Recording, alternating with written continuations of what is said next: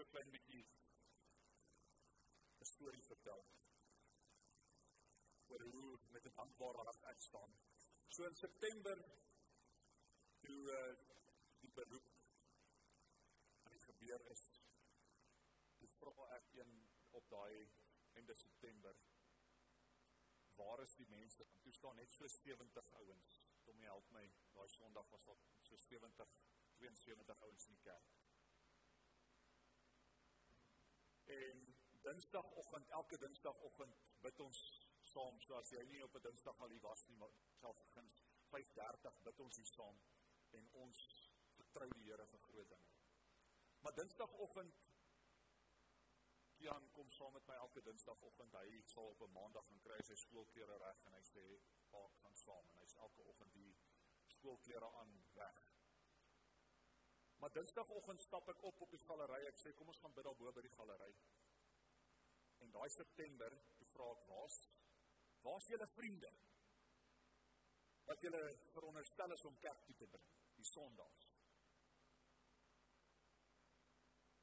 Nou sê die mense, maar pastoor, ons mag nie vriende met Sondags wees, jy mag, solank jy om kerk toe bring. Okay. Maar Kian, ek vra vir hom, Kian, waarvoor kan ons bid daarbo? En hy sê, papa, kom ons bid vir hierdie leerstoele daarbo. Nou hy weet, sy pa praat, en sy pa praat daai galery vol. En hy sê, maar, papa, ons moet bid vir ander kerke vir mense. Om ons galery te kom volmaak nie. Maar ek het dit nie vir hom geleer nie, maar iets tref my. Ons as kerk het 'n verantwoordelikheid om Sondags kerk toe te bring. Die probleem in die kerk, en ek preek nie nou nie, vertel julle net iets. Die probleem in die kerk, ons is 'n klomp skaapskuiwers. As jy nie hierdie like nie, gaan jy na die kerkie af in die pad en skuif net skape. Maar ons het 'n verantwoordelikheid om Sondags kerk toe te bring, sodat die kerk weer kan vol word. Want dis nie, die Sondag moet nie net inkom en net so uitgaan weer nie. Hy moet Jesus kom ontmoet. Hierso. En dan na ruk, so ek eer die Here, hoeveel ouens is daar bo? 2, 3. 3 ouens daar bo. Jan kyk terug in die worship. Hy stamp my en sê, papa, daar's ouens op die galery. So, ons eer die Here vir 3 mense, dis 'n begin die Here.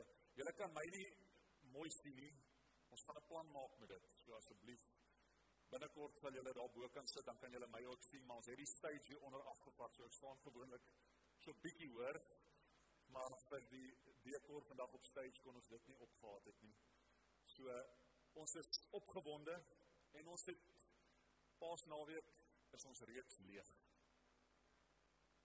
En leeg kan maklik 'n negatiewe term word. Want ons wil nie leeg wees nie, ons wil vol van Jesus wees. En ons wil vol van die Heilige Gees wees. Ons wil vol van sy liefde wees. Maar as jy Jesaja 53 vers 5 gaan lees, sê dit, hy is geslaan en gepynig ter wille van ons sondes. Hy is gestraf sodat ons vrede kan beleef. Hy is geslaan sodat ons gesond kan word.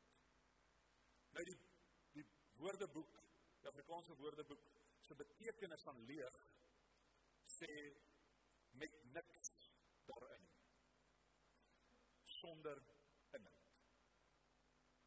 So jy, ek weet nie of jy al jouself leeg gevoel het nie. Dis nie lekker nie. As ek vir jou 'n leeg glas water gee, as ek vir jou enigiets gee, want daar is nie water in nie, dis leeg. Maar as ons kyk na die teenoorgestelde, die betekenis van vol, is heeltemal gevul. Nie meer plek om iets by te sit nie. Heeltemal volledig volkome. En as ons kom kyk voor die kruis, toe Jesus in hierdie lydingsweek gaan, en ons kyk wat hy deur is, dan lyk dit vir die wêreld of hierdie leeg is. Hierdie Jesus leeg word. Dit lyk hopeloos. Want as jy gaan kyk, was Jesus heeltemal leeg. Geen vriende, geen klere, alleen, geen wêreldse koninklikheid, geen lewe en op die ou einde geen asem. Maar eintlik was hy ook vol ander dinge. Hy was vol wonde, vol spoeg, vol vernedering, vol laste, vol spottery en vir my en vir jou vol sonde, al was hy sondeloos. Hy kon betaal alles, ten volle, in sy volheid. Hy betaal die prys vir my en vir jou. En ons gaan vandag kyk, wat het hy als betaal? Wat is dit uit Jesaja 53, wat ons uit die skrif uit sien? Wat se prys het hy ten volle betaal? So die eerste ene, het hy jou straf gevat en homself volgemaak met jou straf. Jesaja 53 vers 5 sê, hy is gestraf sodat ons in vrede kan leef. Jesus het nie daardie straf verdien nie. En as jy kyk na hierdie bord op hierdie kruis, sê dit, hy is die koning van die Jode. Hulle proklameer eintlik, hy is. En Pontius Pilatus, die skrifgeleerdes, wetsgehoorsame sê, nee, maar jy moet nie dit opskryf nie, want hy is nie die koning van die Jode nie. En Pontius Pilatus sê, ek het geskryf wat ek geskryf het. Want hy het geen klag teen Jesus gekry nie, maar die straf wat hy as koning van die Jode, het die straf op hom kom neem, en sonder om terug te beklei. In Johannes 19 lees ons, Pontius Pilatus vra vir hom, wie is jy? En hy sê, stil, niks. En hy vra weer, weet jy dat ek die autoriteit het, om jou nie hierdie straf te laat deurgaan? Nie al hierdie te laat deurgaan nie. En al wat Jesus vir hom sê, my Vader in die hemel, het reeds besluit. Want hy het geweet, hy moet die totaliteit van daardie straf op homself kom neem. Maar dit was nie 'n fisiese straf wat hy op homself nie, maar 'n geestelike.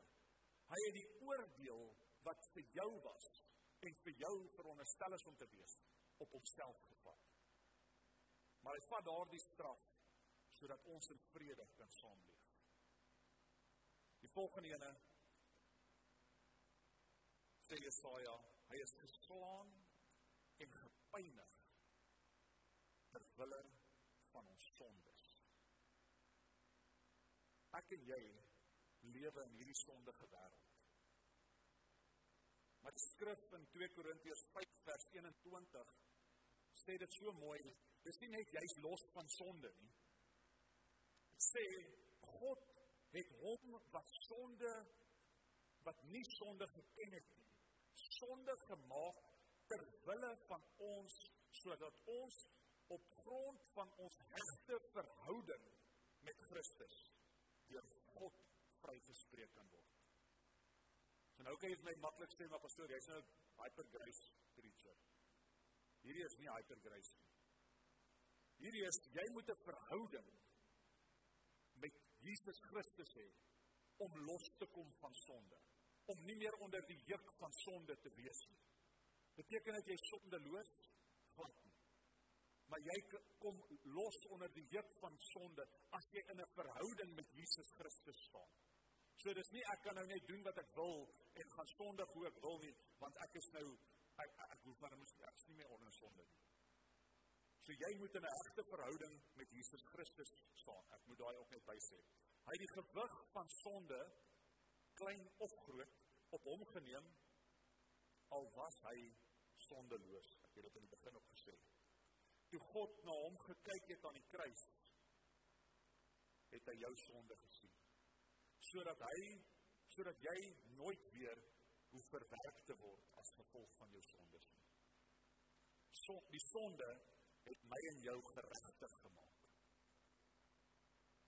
As jy ongeregtig is, dan gaan jy die straf kry daarvan.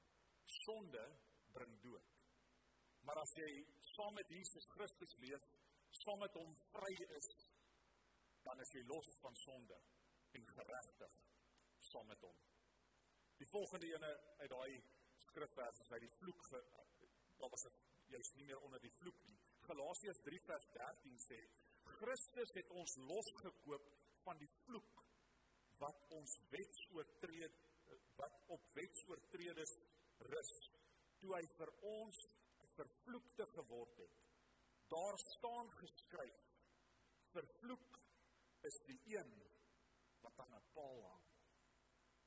Vers 14 sê, dit wat Christus Jesus gedoen het.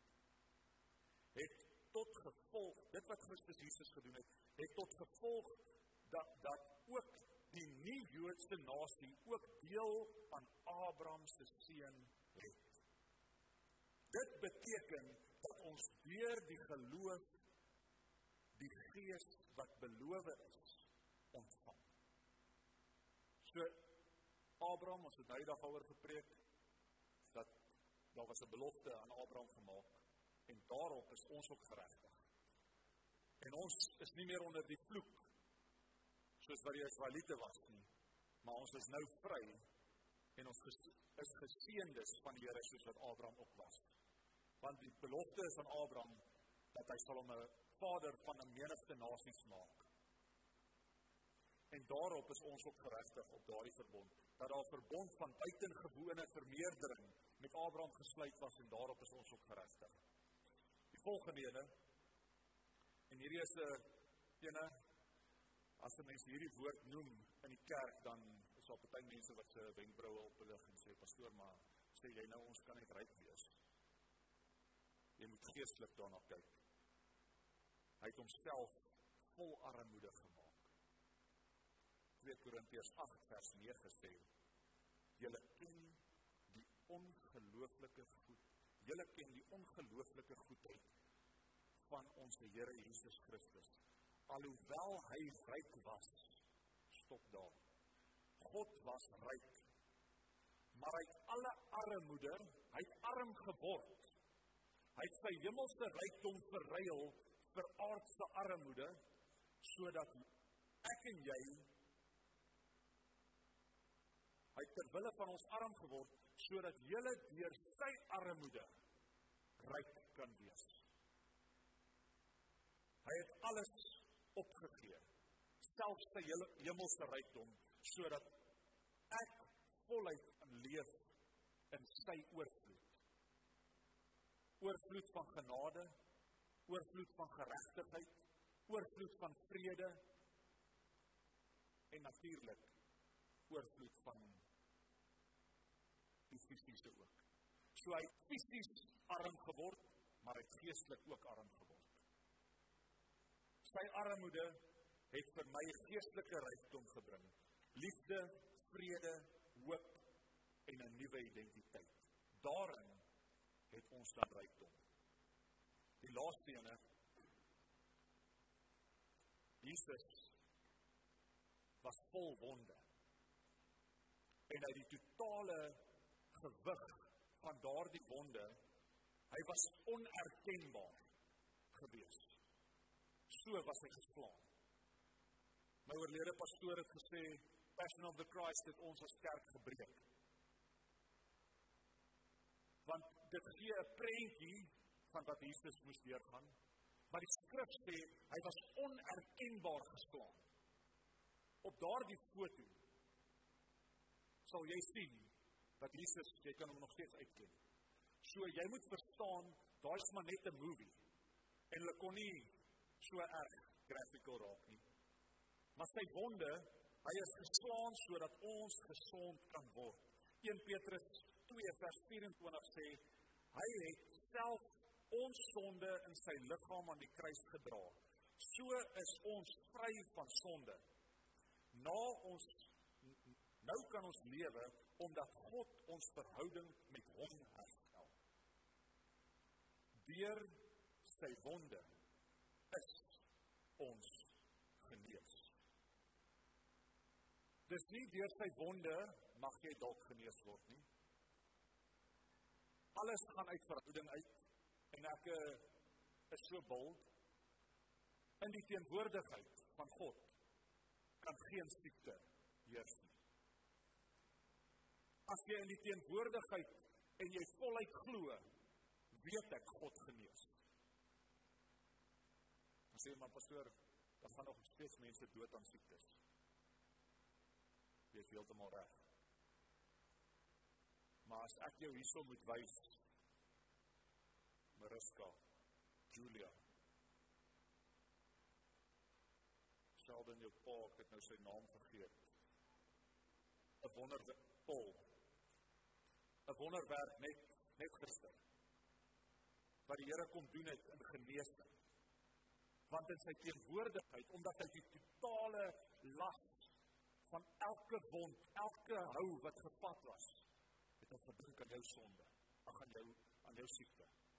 En hy sê, daarom is daar genesing, as jy in die teenwoordigheid van God is. Sy pyn het my heel gemaak, en ek is nie meer gebroken nie, ek is vry. So die 5, hy het straf gedra, sodat ons vrede kan hê. Sonde geword, sodat ons geregtig kan wees. Hy het 'n vloek geword, sodat ons geseënd kan wees. Hy het arm geword, sodat ons kan ryk wees. En hy het elke wond gevat op hom, sodat ons gesond kan wees. Maar dan is daar in Lukas skryf, dan is daar iets wat gebeur, wat ek en jy ook moet doen. En Lukas skryf in Lukas 9, vers 23, so dis Jesus het homself volgemaak met die las op hom geneem. Maar dan sê hy, ek en jy moet eers iets doen. Toe het hy, Jesus, vir die skare gesê, as julle my volgelinge wil wees, moet julle eie ek prysgee. Elke dag julle kruis opneem, 'n bietjie van daai gewig. As jy net hierdie gewig van hierdie kruis moet voel, 'n bietjie van daardie gewig op jouself moet neem, elke dag jou kruis opneem en my volg. So dis jy moet 'n bietjie van my las voel en my volg. As julle probeer om julle lewe vir julleself te bewaar, sal julle dit verloor. Maar as julle lewe ter wille van my prys gee, sal julle dit juist bewaar. So jy moet jouself leegmaak van jou eie ek-mentaliteit. Dit by die kruis van die voet van die kruis kom neersit.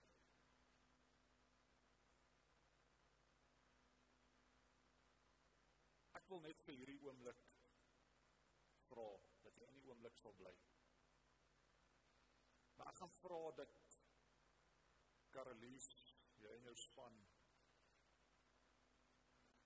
dat die kinders, hulle gaan bedien word, presies wat hier gebeur, gaan hulle bedien word in die Joy Kids saal, maar daar gaan 'n videoklip nou gespeel word, en ek wil nie die kinders deel hiervan hê nie. So, ek wil vra dat jy jou kinders of sal uitvat, saam sien toe, of stuur hulle saam met Karelies, hulle sal mooi, hulle gaan ook die kruismoment en al saam beleef, maar asseblief, en as jy nie wil wees, dit is nie vir sensitiewe kykers nie, as jy dit nie wil kyk nie, of jy het 'n rede gehad, hoekom jy nooit Passion of the Christ gekyk het nie, dan kan jy saamgaan, hulle gaan sweets ook kry, so moenie die kerk nou leeg maak nie.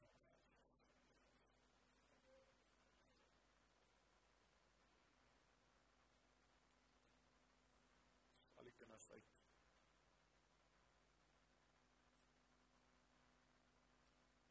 Ek wil net die kinders respekteer vir dit. So hy die volle prys kom betaal. En ek wil hê jy moet luister na hierdie woorde van hierdie videoklip. Maar saam met die woorde gaan die uittreksels van Passion of the Christ. En beleef net wat hy op hom gevat het. En dan gaan ons van daar af gesels weer.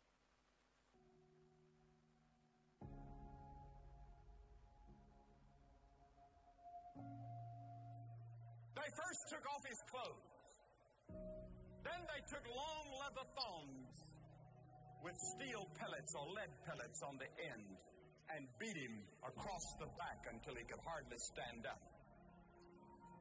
Then they put a crown of thorns on his brow and his face was bleeding.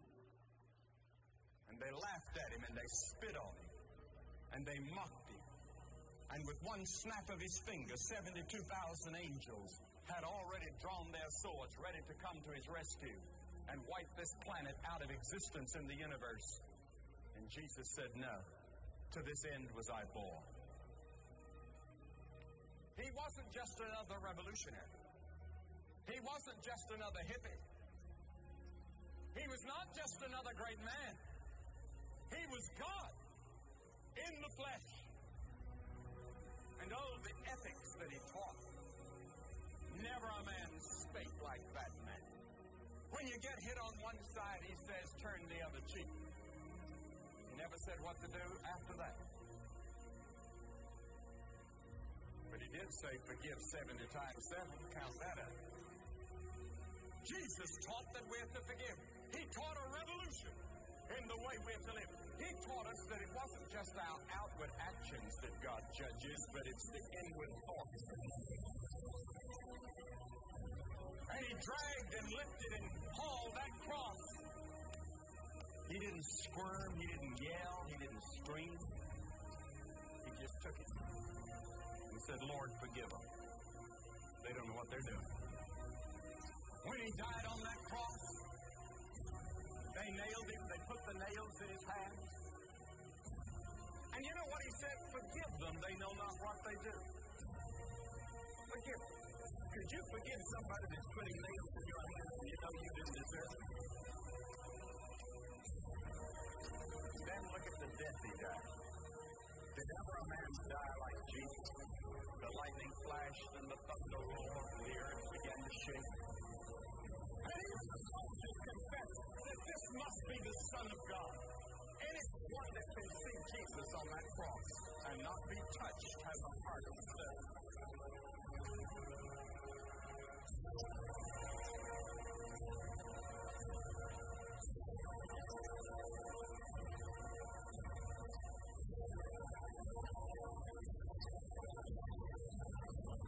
And then, on the cross, he said, my God, why hast thou forsaken me? And then he dropped his head and said, it's finished. What did he mean?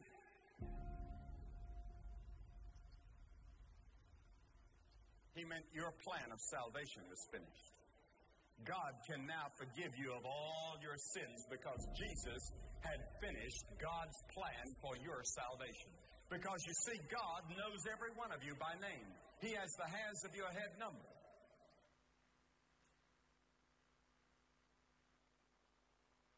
Matteus 27, vers 46. Teen 3 uur het Jesus baie hard geskree. Eli, Eli, lema sabachthani. Wat beteken, my God, waarom het U my verlaat? Hy skree dit uit angs uit, omdat hy besef, hy stok siel alleen. En op daardie oomblik, toe die gewig van al hierdie straf, sonde, vloek, armoede en wonde, vir God in sy teenwoordigheid, kan hy dit nie aanskou nie. En op daardie oomblik, draai God net sy gesig weg. En Jesus is totaal leeg.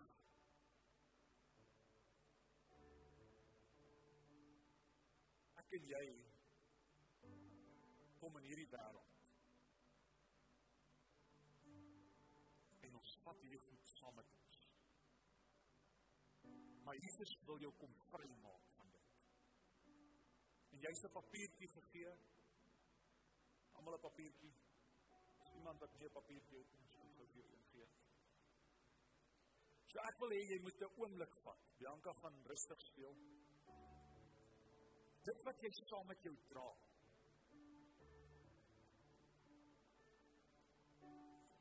Wil ek hê jy moet na hierdie kruis toe kom vanoggend. Dit mag dalk 'n bietjie langer vat. Ons het nog spykers, so daar sal genoeg wees. Maar ek wil hê jy moet hier by hierdie kruis, as jy dan wil kom kniel, kom doen dit. Maar skryf op daardie papier.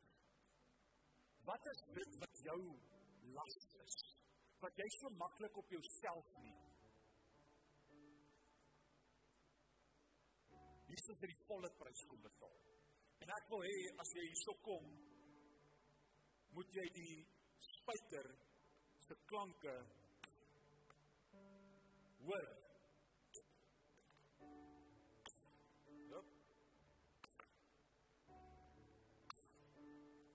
Hoor hoe word daai las?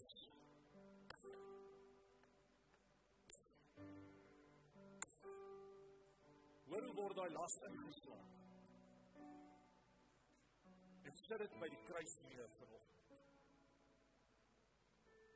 Ek gaan vir jou 'n geleentheid gee om bietjie te skryf. Skryf eers daar. En dan kom jy vorentoe. En kom sit dit aan die kruis vas. Slaan jou las, wat Jesus op homself totaal geneem het. Slaan dit aan die kruis vas vanoggend. Ek wil hê elke persoon hier binne, daarbo ook, kom slaan dit aan die kruis vas. Ek gee jou geleentheid om die teenwoordigheid te wees.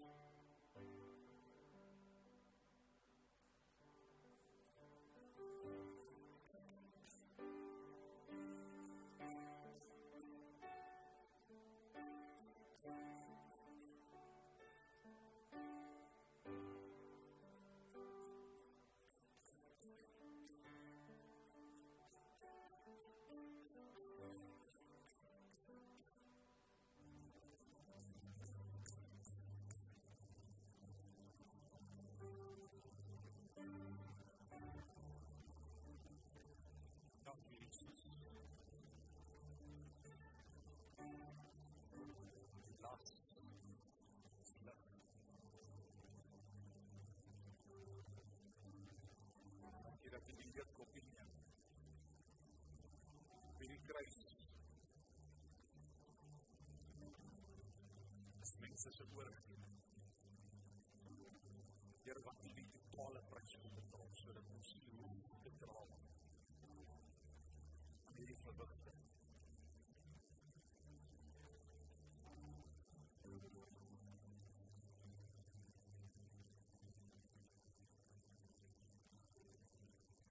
Daar's vrymaking in die kruis.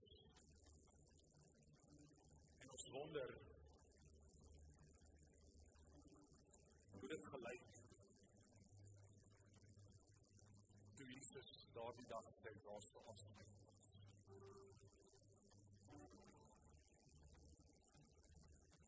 Ek dink die trane het gevloei. Van tot die soldate gevaar.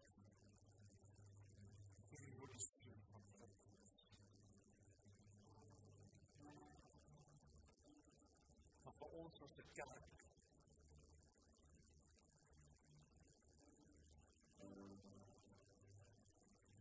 is vandag nie net Vrydag, maar op daardie dag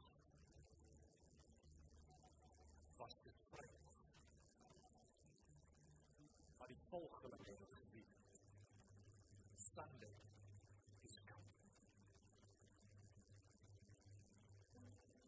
Die profete het geweet, Sunday is coming.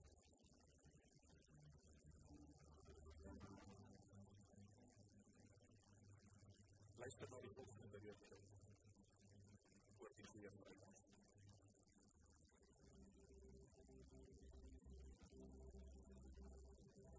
Good Friday. How can one describe such a day? The wrongdoing of all humanity, putting to an end an innocent man, the Son of God. This is the story of Jesus' death by way of a cross, all in one moment bringing death to the bright light of our future. He never stopped loving us, and yet this is the incredible part of it. Our sin stopped his heart. Our sin drove the nails firmly in the hands of God. All along, these were the plans. We told ourselves that we were in control, and this was insufficient for all of us. The brutal beating, the inhuman flogging, the naked humiliation. Heaven watched and saw it all. Our rebellion, our guilt, our shame, erasing the very notion of reconciling us with God. Our sin and our debt, overcoming Jesus. Here is our King, obliterated. The enemy laughing, his plans unstoppable. There's no longer the sound of freedom rising. Now God's people are utterly broken. Behold the chains of mortality. Yes, this is what is true. We've heard the stories of old. The lost are found, the blind can see, the weak are made strong. And now we are witnesses to this reality. God is dead. We almost believed there is a way of redemption, there is a life of fulfillment, there is a peace beyond understanding. Now we know better. For us, we can say that God is encapsulated in this one realization. The single greatest sacrifice in human history is finished. How clearly we can see it. So what's so good about Good Friday? Just one thing. That the blood of Jesus can reverse the curse of sin and raise the dead to life. How clearly we can see it is finished. The single greatest sacrifice in human history encapsulated in this one realization. We can say that God is for us. Now we know that there is a peace beyond understanding. There is a life of fulfillment. There is a way of redemption. We almost believed God is dead, and now we are witnesses to this reality. The weak are made strong. The blind can see. The lost are found. We heard the stories of old. Yes, this is what is true. The chains of mortality utterly broken. Behold, freedom rising. Now God's people are unstoppable. There's no longer the sound of the enemy's laughter. His plans obliterated. Here is our King, Jesus, overcoming our sin and our debt, reconciling us with God, erasing the very notion of our rebellion, our guilt, our sin. Heaven watched and saw it all. The naked humiliation, the inhuman flogging, the brutal beating, and this was deemed sufficient for all of us. We told ourselves that we were in control. All along, these were the plans firmly in the hands of God. Our sin drove the nails. Our sin stopped his heart, and yet this is an incredible part of it. He never never stopped loving us. The great life of our future all in one moment, bringing death to death away from us. This is the story of Jesus, the Son of God, an innocent man putting to an end the wrongdoing of all humanity. How can one describe such a day? Good Friday.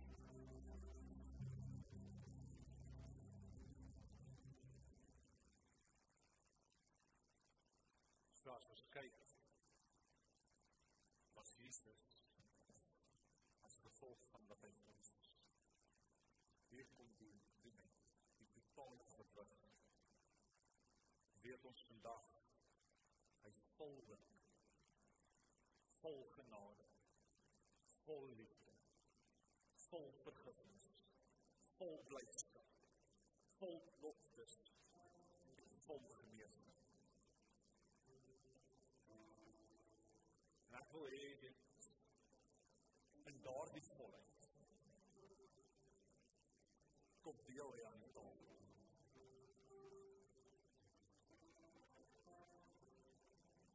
En besef die totale prys wat hy betaal het vir jou. Ons gaan nie uitdeel nie. Ons gaan dat jy jouself kom bedien sonder familie. So as die mans net wil uitkom of net een persoon van die gesin gou wil kom kry of twee en kom kry jou kelkie, kry jou brood en kom ek jou aan die tafel sodat jy vol kan wees. Vol hoop, vol genade, vol liefde, vol vergifnis, vol blydskap, vol beloftes en vol genesing. En dit kry mens aan die tafel. So kom ek het deel aan die volheid van die tafel. Vra dat jy voor die zonde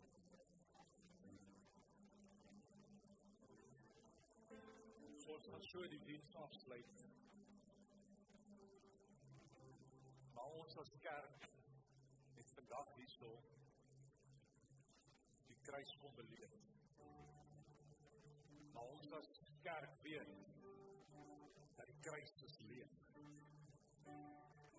En omdat die kruis leeg is, het ons hoop vir Sondag.